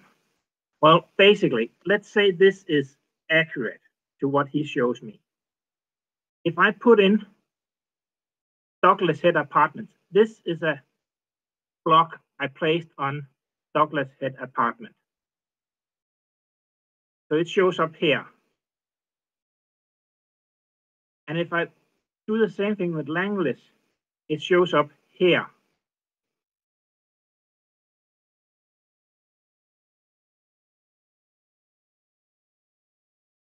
Okay. So shouldn't it be on the other side of Douglas Head Apartment?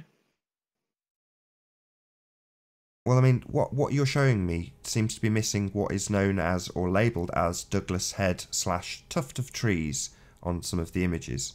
But in this image that I see now, it doesn't appear. It doesn't seem to be there. Douglas Head Apartments. Sure, but the actual Douglas Head Apartments sit on the left-hand side of what's known as the tuft of trees, and in this image now, that just doesn't seem to be there. I can't see it at all. So in terms of whether it matches the photograph, well, no, absolutely not. So does it match? Does it roughly match? Landless. It's just Landless. Yeah. Okay. Carry on. Sorry.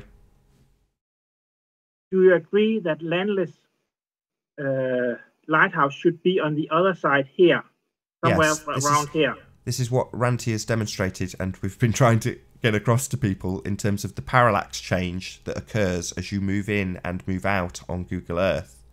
Yeah, I'll switch back to Illustrator and zoom in on this here.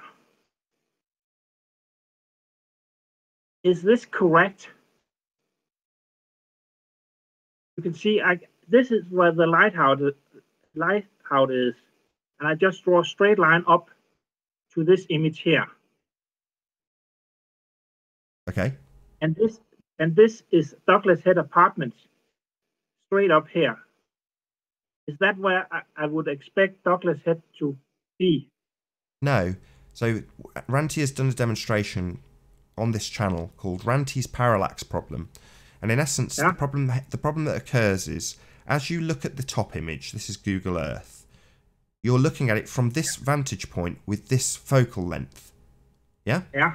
So as you move further round the island, which is effectively the only version of zoom that Google has, as you would move that top image in Google Earth around, the parallax changes. So you get a physical parallax change. And Ranty's shown this on a video. As I say, it's a fairly short video. I think it's 10 minutes long, where it's called Ranty's parallax problem.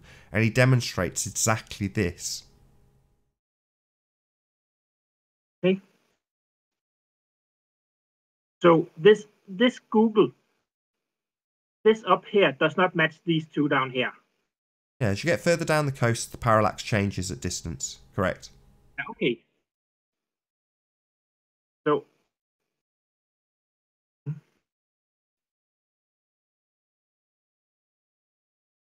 Or to put it another way, to basically match... up here, if Yeah.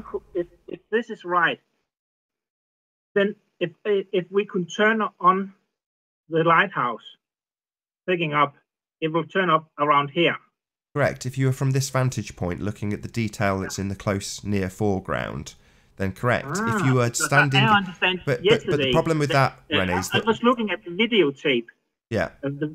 Where you describe how you made this composite photo. Mm-hmm. And I got the impression that this was how you found some of the points below. No. So in terms of where the locations have been marked out, what Chris has done is he's taken a LiDAR map and an overhead view of... it's a flat still, but it's obviously representative of the sphere that is presented in Google Earth. And he's overlaid those two on top of each other and then put a wireframe model to the LiDAR map. So he has a 3D representation of all the peaks. Yeah. And then he's triangulated those after curving the actual flat composite, the bottom image, the actual photograph. He's curved that round the curve that the camera would actually sweep through, and then matched it all with the focal length of a P900 at the zoom it was at, so that he can correctly match the parallax. And that's when we're identifying the buildings, that's how. But in terms of what you see on the image above, you will never ever get Google to match it in its entirety, because there's a huge parallax problem. As you go up to parts of the island, it forces the parallax further down the image to change. The only way to do it, and no one would accept this, would be to take this image on the top from Google, move the camera angle around, and stitch that together. But that no one's ever going to accept that. So the very best compromise that Ranty could find using Google Earth was this. Was that one? Okay, yeah. That he didn't explain.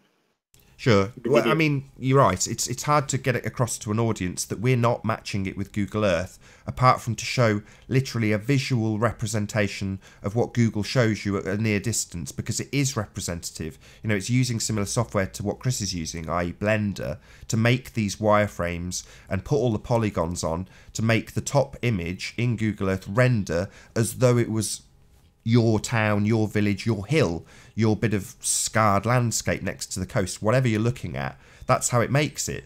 So, but because of the way Google Earth works, it puts you into a flat plane. When you drop below a certain, I think it's 1,000 feet, it drops you into the plane map view. And when you come up above 1,000 feet, which is what we're doing for all of these demonstrations with the 3D image, you're not in a plane view, you're in a sphere view. So it alters how it works, along with you not being physically able to replicate what a camera does from the beach at St. Bees.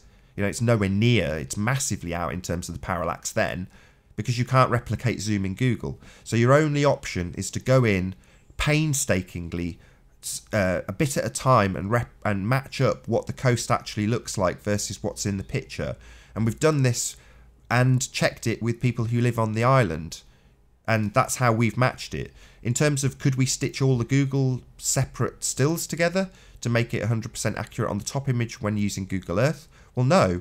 We're trying to point out why Google Earth isn't useful and doesn't represent our world, and why it's flawed. So I can see your criticism, but your criticism, like the people claiming the altitude or observation height is wrong, your criticism is with Google. You know, and in terms of the real world image, you can't criticize that. It's a photograph. It's just what it is. So yeah, I agree with you. You can't get an accurate representation from Google, and that's not what we've done to accurately map out these things. That's not how we've got the locations. We're not using pixels. We're using a topographical scan of the land that's been done with a you know, it's a LiDAR scan that's been wireframe modelled, and then, like I say, the actual composite itself has been curved around the arc of a camera, and everything's been triangulated in its actual position and matched, cross-referenced, and Chris has got it to within a foot.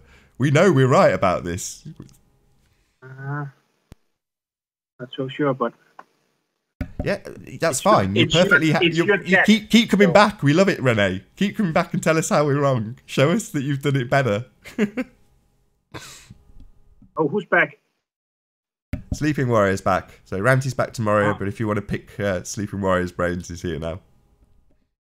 Okay. I have a question though, Renee. You said that there was a satellite that you guys get your communications from, Yeah. and I asked you if you could go away and get us some more information so we could see, hopefully, the evidence of this thing that you believe is up there that's sending you your magic from space. Have you managed to find any evidence of your satellite? I send you a link to a text PDF file? You did, and don't you remember that when we did the link, we showed that there were no photographs in it whatsoever of the thing that we think that we have line of sight with? And the last thing I asked you to do was go and get us some evidence to support the assertion that the line of sight. A satellite in geostationary orbit with ordinary cameras. Sure, but have you got any evidence of the satellite in geostationary orbit of which you believe that your thing is sending magic from space from? Hey, DMP. Have you checked the Wikipedia page for geostationary orbit? You gotta establish their criteria for evidence, bro.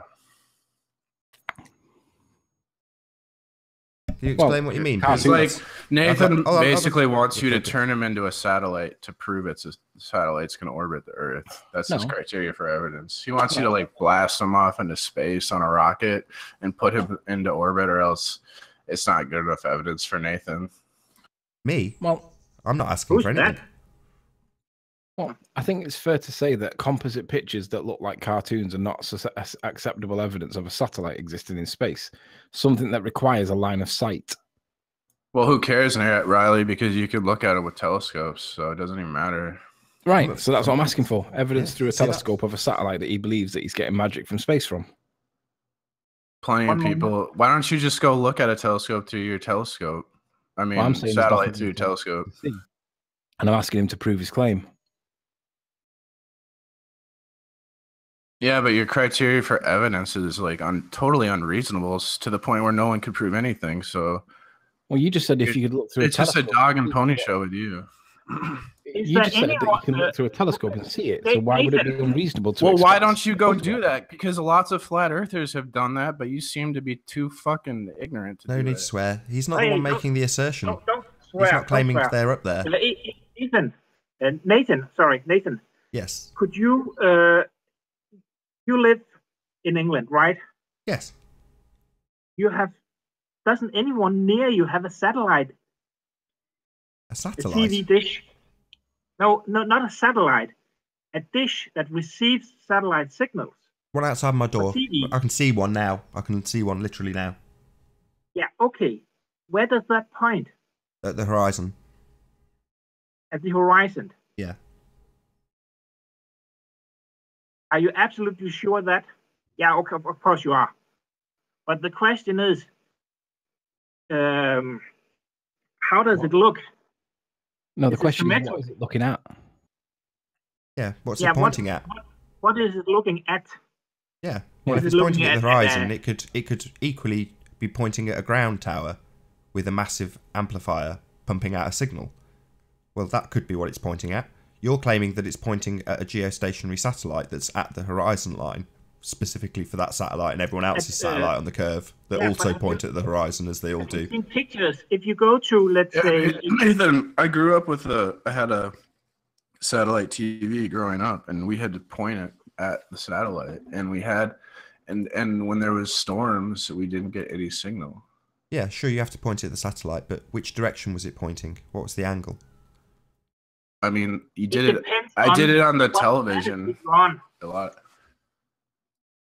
I mean, for example, which direction was it pointing? I mean, I've just said mine's pointing at the horizon because it is. I'm literally looking at it. So which way were you pointing the satellite? Are you saying you're pointing it at 45 degrees up at the sky? I didn't point it. You had to point it through a program on the television. Correct. But it would get out of alignment. And I mean, I didn't go up on my roof and look where it was pointing, but I remember like you had to go onto the television and align the thing. Yeah, I mean so that's absolutely true. If you didn't point it in the right direction, you wouldn't get a signal. No, I get that, but you could change your angle 2 directions on 2 planes, vertically and horizontally, and I would assert that it's horizontally that you would change that if you're going to pick up a quote unquote different satellite.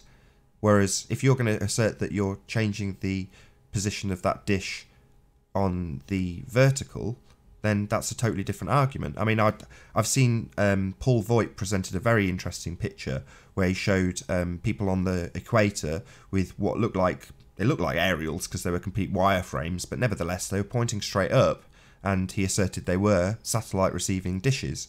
So that for me is a bit of a mystery. You know, it's one of those that I don't have an explanation, but in terms of what I can see out my window, it points at the horizon. Like, why would we have to provide evidence of satellites when it's absolutely abundant everywhere? Well, then it should be easy to find. That's what we're asking for. It should be easy to prove then. But it's a completely abundant all over the place. Like, so find one and show us. You're making an assertion that there is no evidence, but no, I'm not saying that. We're saying show us the evidence that they exist, and so far not so good. So far, lots of people have come on and asserted their beliefs based on extrapolations. But what is your criteria for evidence? Well, a cartoon picture is not it. I got something. So can you answer my question? Seeing it. A photograph through a telescope, that was what you said was easily done. That would be acceptable. Someone showed you that. I watched it happen. Can you see my screen now? Yeah, I'll put it on. Hold on one sec. So can you tell us your real criteria for evidence? Because that's not it, since you've been shown that. Well, you assess it on its quality, so I'd like to see one. In space, a photograph would be sufficient. You've been shown all of this. Well, I've never seen that. Hold on, you can see what's being presented. I've not seen this before, so right now. Can you tell us what we're looking at? I don't understand. Rene, can you tell us what we're looking at, please? We're looking at geostationary satellites taken from a telescope, looking from Earth. Okay, give me 2 seconds. I'm just going to go up to my screen and have a closer look. Bear with me a second. I'll see if I can zoom in. I see squares, and I see some of them look like they've got smears in them. Yeah, but can you see they just look like blurry pixels. Listen, I saw a satellite with my naked eye. They look like blurry pixels. Yes, exactly. That's what they are. So a blurry pixel's acceptable evidence for you guys to prove satellites if they're not acceptable evidence for us to prove lighthouses at Loch Ness. I was just about to say that. So what we have at Loch Ness is, in some instances, probably a similar number of pixels, maybe 6 or 8 pixels, which is... But if you look at the picture, you can see these lines here. Oh, hold on, just let me just get my point out. I've seen a satellite with my naked eye, Riley. No, just bear with me a second, Pete. Anecdotal evidence, dude. I just want to get this point in. So how can I not prove it? I'm just trying to explain. You've asked for the standard, and now I'm saying I witnessed it. That's evidence. If a witness in court, if I witness a crime, that's evidence, Riley. Unless you're lying. Yeah, but it's subject to the Turnbull guidelines, of which they say do not rely entirely on witness statements because they can be often wrong. But you don't have to, because there's tons of evidence everywhere for satellites. So you don't have to rely on my witness P, and we're talking about it, P. So we have a claim. Yeah, so just before we get off this subject, there's no claim. P, I mean, you haven't. There's no dispute that satellites exist. There is. That's what's happening literally right now. Where?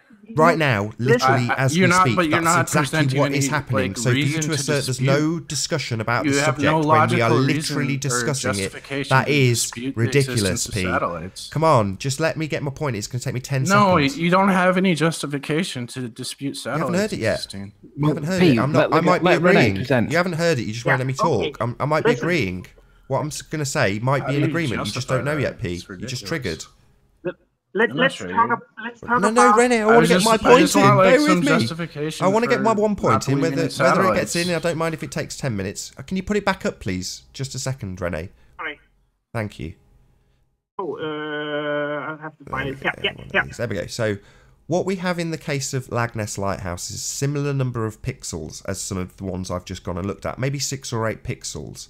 And in the case of Loch Ness Lighthouse, there is a literal picture of Loch Ness Lighthouse and its shape and size to compare it to the pixels, and they look the same. So I can look at it and go, that looks the same as the presentation taken from 50 feet away, even though it's 51 miles away. Now in this case, we've got a similar number of pixels, so maybe if you can show me one of those, specifically one of those clusters of pixels, and compare it to the satellite it represents, so I can make, a similar sort of judgment call. Does it look like a lighthouse? Yes, it does. It's lighthouse shaped. Does this look like a satellite? That's a ridiculous exercise and nonsense. Okay. The problem is this is just pixels. So if I was just to show you lagness, if I was just to show you how you lagness, establish whether things exist in your life, Nathan. Like, yeah, well, it's exactly where it says. It's exactly where it says. That's why you're such a useless person. It's exactly where it says it should be on the map, and we have a comparison that we can compare it to, and we've done all of the above to establish whether or not it is that thing. And we've done exactly that. Now, what you're doing is tantamount to me just presenting you. Hold on, it's tantamount to me showing you by doing only the pixels of the lighthouse. P, for God's sake, why are you so triggered today? What is it about satellites that you're so attached to? I'm not triggered. I don't understand. Like, I'm trying to explain. You keep talking over me and getting annoyed. Justify not believing in satellites. I'm trying to explain that. You've said it 4 times, P. You're getting annoying. You keep saying, why do you keep asking me why you have a justification in this? You're just repeating yourself again and again with the same point. It just makes no sense. I'm trying to explain. You won't let me. You're not giving me any reason to not believe in satellites. You're not letting me. Yeah, let him. P-Miles, let him speak. So, if I was to present the Lagness Lighthouse on a black backdrop, just the pixels themselves, and nothing else, and assert that that is Lagness Lighthouse, you would reject it out of hand if there was absolutely nothing to compare it to, nothing to triangulate it with, nothing to assert that that's where it is. And that's exactly what's happening here. A cluster of pixels with a box around, and we just have to accept that that is the satellite with nothing to compare it to, nothing to verify that it's in that position, nothing. So it's rubbish. That's a ridiculous analogy. I don't accept your analogy. And okay, well because there's like way more evidence. Lottie's joined and left. Why? Lottie, I thought you would say something. How much time do we have left? Half an hour. Okay, good. I just wondered. Can I, Nathan? Yes. You know GPS, right? Say that again. You know GPS. The global positioning system. I'm showing on your screen now the Wikipedia page right now. Oh. Do you know it? I have used a GPS receiver on a few occasions. Yes. So. What a joke! See. If this is not satellite based, have you some kind of idea what it is if it's not satellite based? Yeah, an advancement in the Lorenz system, which would use ground-based towers. And coincidentally, we have a lot of ground-based towers. We also have a situation... Hold on. We also have a situation where we lose planes, where there aren't any ground-based towers. So maybe I can ask you the question, why do we lose planes where there are no ground-based towers if we have global coverage? Transponder. I didn't get to the end of my question. We don't lose planes. That's a flat Earth propaganda lie. We've never lost planes. If you actually do research into it, Nathan, and so we found them. I don't know what you do. Deliver groceries. We don't lose planes on GPS, Nathan. That's a flat Earth lie. You should look. So what happened to MH370, and why couldn't they find it? Because someone shot off the transceiver. Oh, that's a funny coincidence. Is there any evidence that that's true? Let's see the evidence for that, Rene. Let's hear Where's the evidence that we lose planes on GPS? Sorry, did you not hear what Sleeping Warrior just said to you? Hold on, Rene. P. Mars, did you not hear what you're making assertions without showing any evidence, and that you're asking this guy to show evidence for satellites existing? That's ridiculous. Fact. There is a plane that went missing. That is a fact. Yes. Are you going to challenge that fact, P? No, I'm not going to challenge that fact. Right, we good. Lost it. How you doing, human? I have no idea why. Hold on. How you doing, human? Hello, it is I, Human Sheeple. Good to see you, Human Sheeple. Thanks for being here. Listen, I would just like to say thank you for having me. I appreciate it very much. Good. So the answer to why that plane went missing is, according to you, on a plane that we've lost, someone turned off the GPS receiver, correct? No, they turned off the transponder.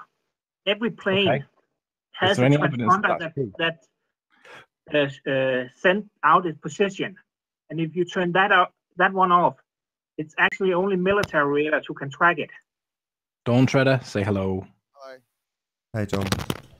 Well, I just popped on to say Human Sheeple runs a Discord cult of Flat Earth. They indoctrinate people every day.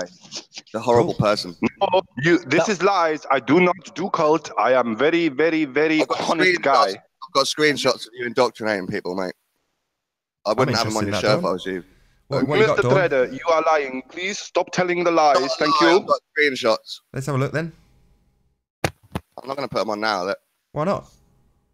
Please provide evidence of whom and sheeple in cult. I would like evidence. Thank you. No. For what? Okay, so what's your purpose in being here? I just wanted to say that. I can join in on the satellites conversation. Cool. That would be brilliant. Let's see what you got to say on satellites, Dawn. Let me just say something on the satellites. If it's rejected that if PMARS doesn't accept the position that Nathan gave with regard to the pixels, perhaps we could have an ulterior explanation or an alternative explanation for what we're looking at with regards to the smears that are claimed to be geostationary satellites. Am I sharing at the minute? Who's sharing? Anybody? No. I am. Yeah, this one. Okay, so Nath, if you wouldn't mind, would you share my screen? Sure. So on the Metacult website, there's a lot of information about Project Loon, which is the Google thing to do with helium balloons. And given that helium is apparently NASA spends more money on helium than it does on rocket fuel. They are the biggest consumer of helium out there, and Project Loon is something that is a thing. It is there. Is Hello, it not Flat more Earth, how you feasible, doing? probable, and likely? Flat Earth Destroyed, how you doing? Can you hear us? Say hello? Hello?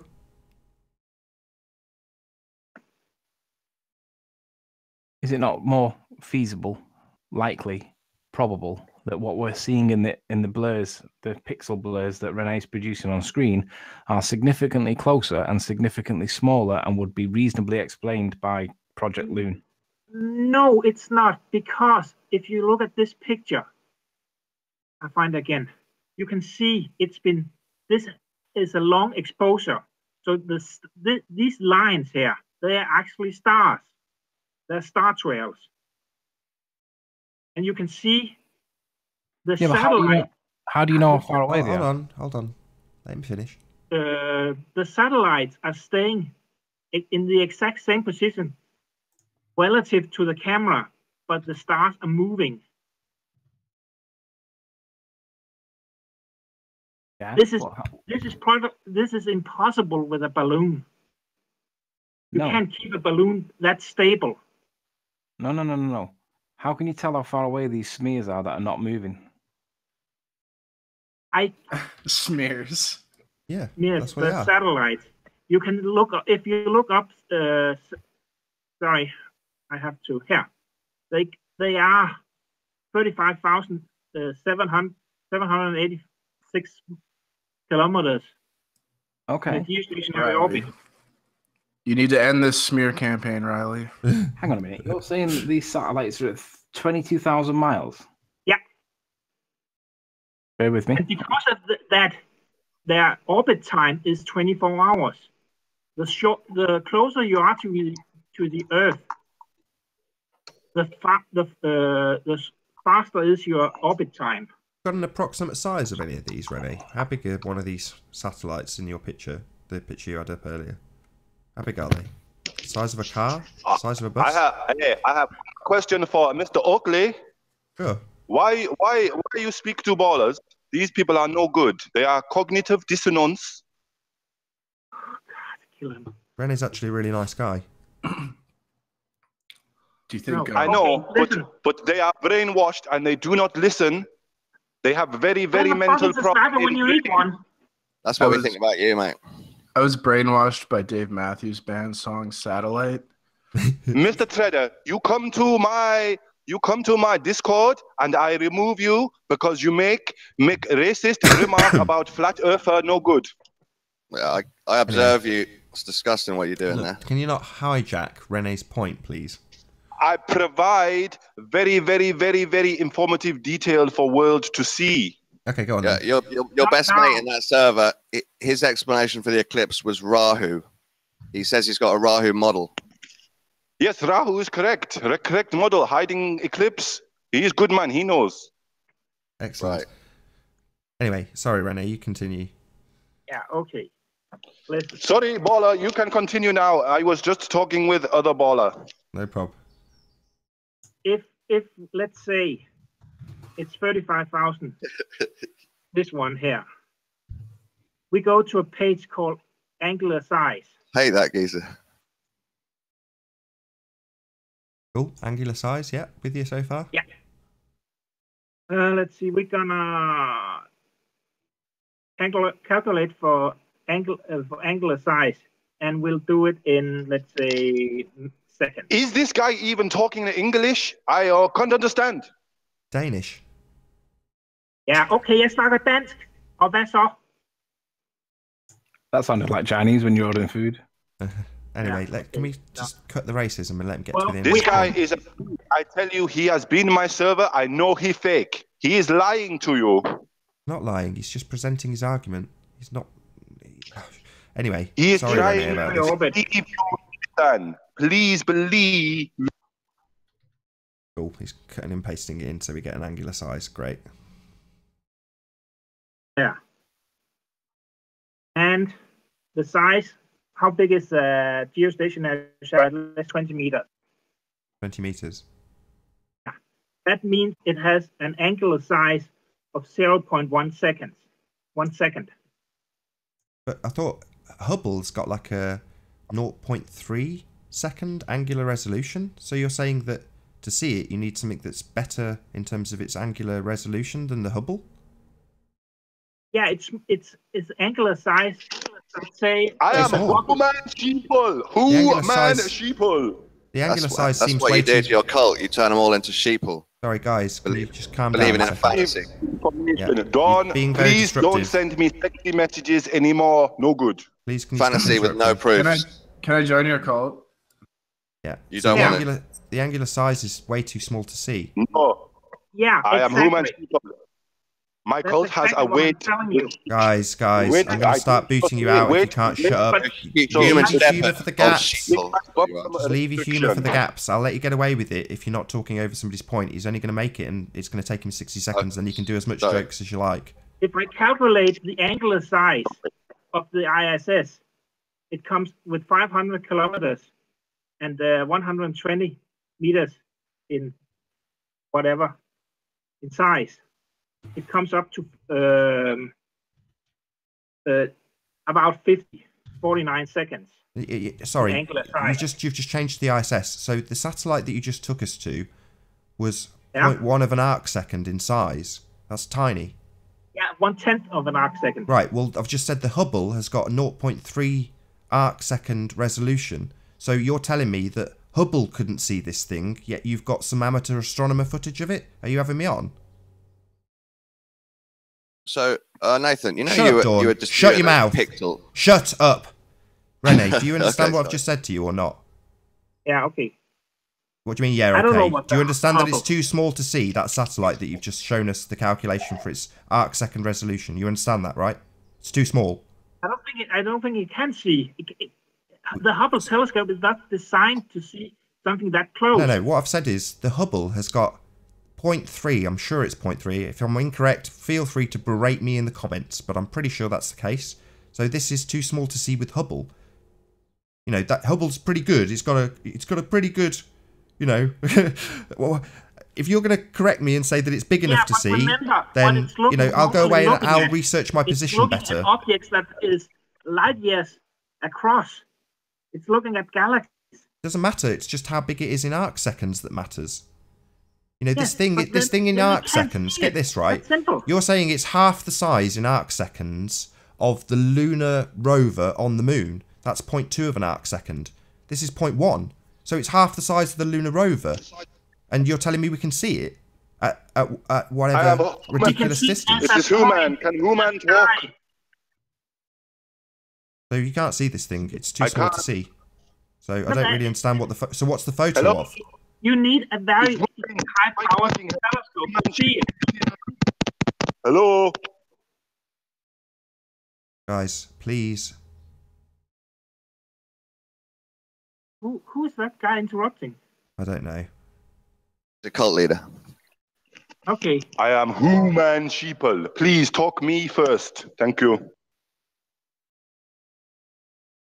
I mean, like I say, I'll check out my position. It's a long time since I've looked at arc measurements of things that are tiny in the sky. But from what I can ascertain, I think I'm correct in saying that from the measurement you've just shown us, that thing's too small to see. Nathan, some of the pictures of the satellites, the pixels are all pictures of the lighthouse.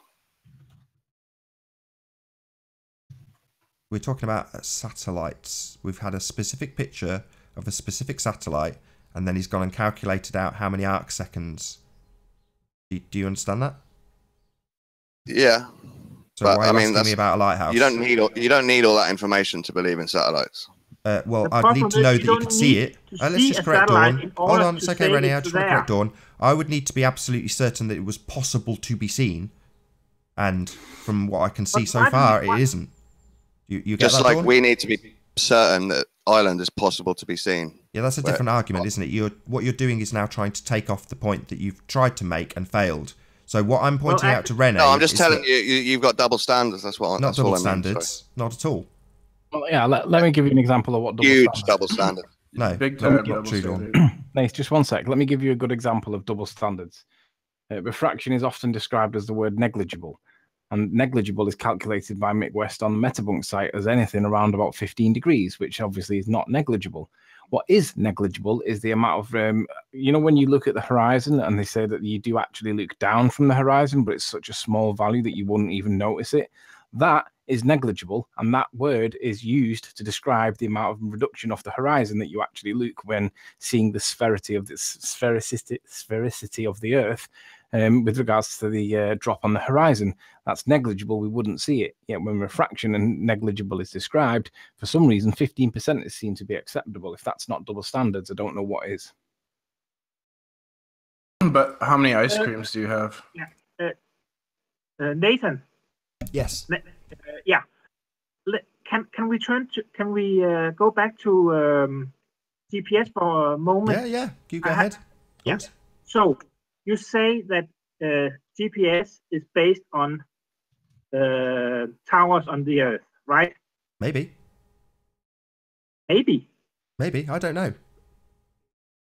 So you're not even okay? Because GPS is not the only positioning system in the world. I mean, the Russians got one. It's called Glasnak. It's here. Okay. This one here. And this one is the Chinese version of it. They also got a worldwide satellite navigation system. Galileo, you probably heard of that. Have you? Well, you're paying for it. I've heard of Galileo. So you have to for it. I am not Galileo. I am human sheeple. I am from not cult. I have wife and kids, very precious, no problem.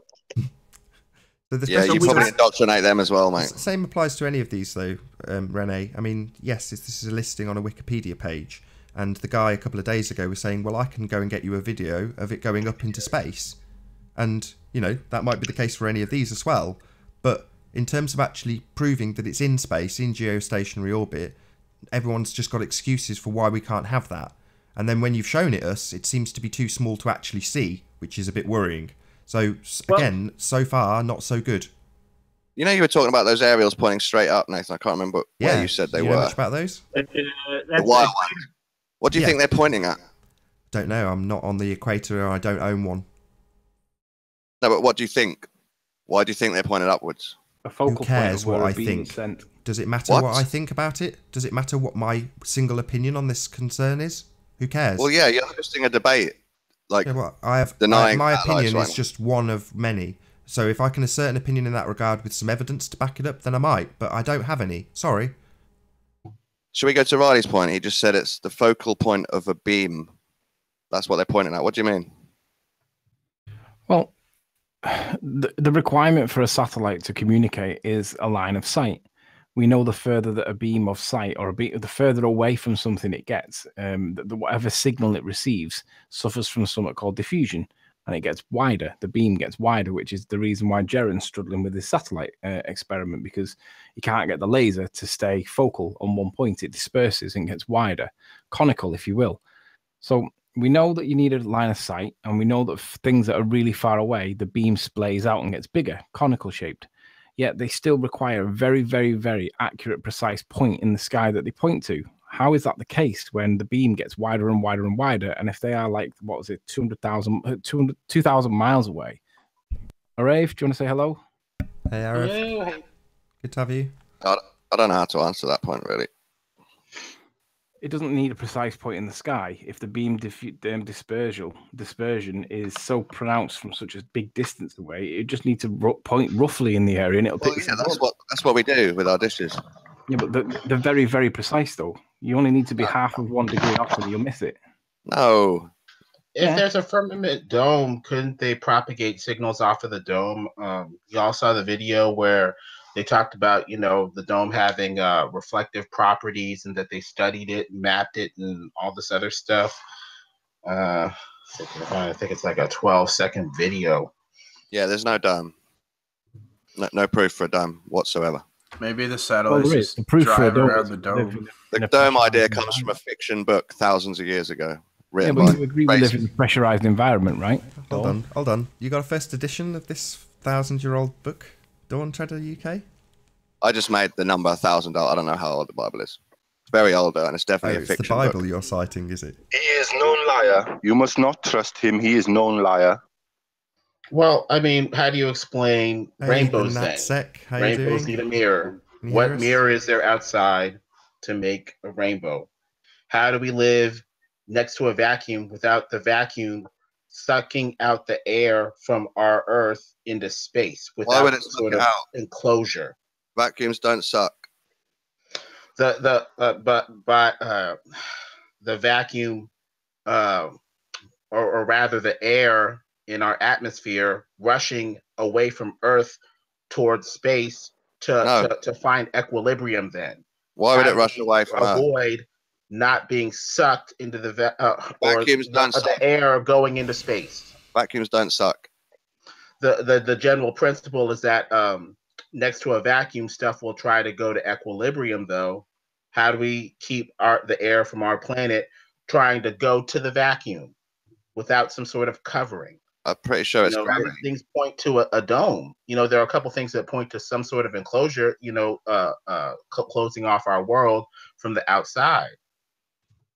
We lose atmosphere to space. So, well, do we? Yeah. We live in a pressurized environment, and a pressurized environment needs a membrane between it and the other variant, which would be the space. Otherwise, space would suck the vacuum off the atmosphere off the Earth. It's called atmospheric escape. So what holds the atmosphere on? Don't say gravity. Don't say gravity. Why not? Because you can't prove gravity. Yeah. What you can. What will require to prove gravity? When your criteria for proof is so high, you can't prove anything. Well, proof for gravity is that I'm sitting on my chair right now, not flying out the window. No, that's just that you're done more dense than the air that you're sat in. No. Water, you float. Density doesn't dictate a direction. How does the zero? No, there is no direction. There's no gravity. Yeah, the direction is towards the Earth. Density also doesn't. Direction. That's just a relative state of density over buoyancy. No, density and buoyancy don't dictate a direction. There is no direction. Yeah, direction down. That down is like I said, I'm on my chair. I'm not on my ceiling right now. He knows we can prove gravity. Down is a label that you give to more dense. No. Density doesn't dictate a direction. Down is a label to more dense. Like I say, density. Down is a label that you give. That's a flat earth fallacy lie, Riley. You know it. Well, if you could prove that it was gravity over density, then you would be able to do that. And there is the no proof evidence. is that density doesn't dictate a direction. But the thing holding me to the chair does. Gravity there is no direction. It's simply the term more dense or less dense. It's relative to the environment that you're in. Gravity is just acceleration, Riley. How could acceleration be density? That's it. This doesn't make any logical sense, dude. Do you know how a fractional distillation column works? What? Do you know how a fractional... I am Human Sheeple. Human You're a cult leader. I guess it's true what they say about Anthony Riley. He was funny the first time. Third time, fourth time, fifth time, not so funny, guys. Work on your bit.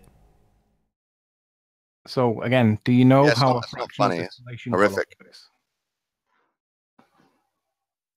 Research comedy. Yeah, exactly, P. Research comedy, guys. You're not getting the laughs you got when you first came, notice? It's not comedy. It's actually true. Do you know how a fractional distillation column works? I have no idea what that is, sorry. Okay.